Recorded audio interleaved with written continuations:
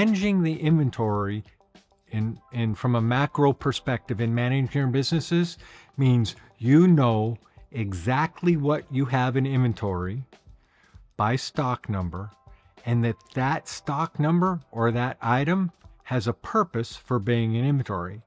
And again, usually there's two purposes for inventory. And these are two separate, widely separate initiatives, but they're separate on your balance sheet. One is to be resold. So that's typically finished goods or stock. And as you manage that, there's a couple different ways you can manage it. You forecast what you're going to sell.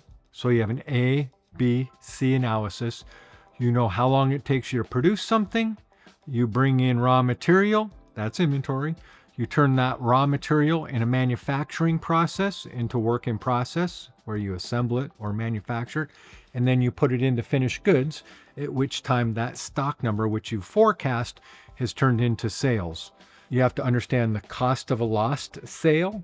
If it's an item that costs you 10 cents, like a pharmaceutical item that you sell for $100, you don't want to be out of that item. If something has a small margin, you might choose to not be in stock with regard to that item, because you might not sell a lot of it or make a lot of money in that.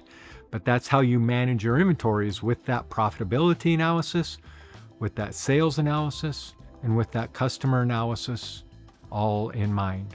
The other element of the balance sheet that inventory exists is as a fixed asset. So a fixed asset, we've had clients that have been in the training business, whether it be computers, automotive cars, high-tech equipment, hospitals that have something like a CAT scan machine. All those items are on their balance sheet, and you need to understand what the useful life of that is and how long that's going to be on your balance sheet, so you can track it and understand the value of that item.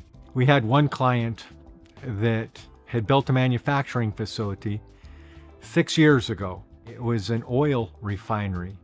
They put the entire $4 billion project onto their balance sheet as one item and depreciated it over X amount of years.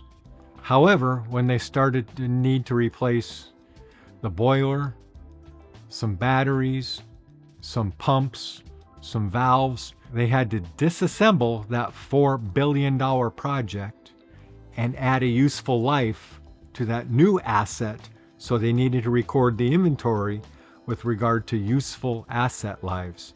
In a complicated way, that's measuring the difference between a fixed asset and a finished goods inventory that's bought and sold for resale.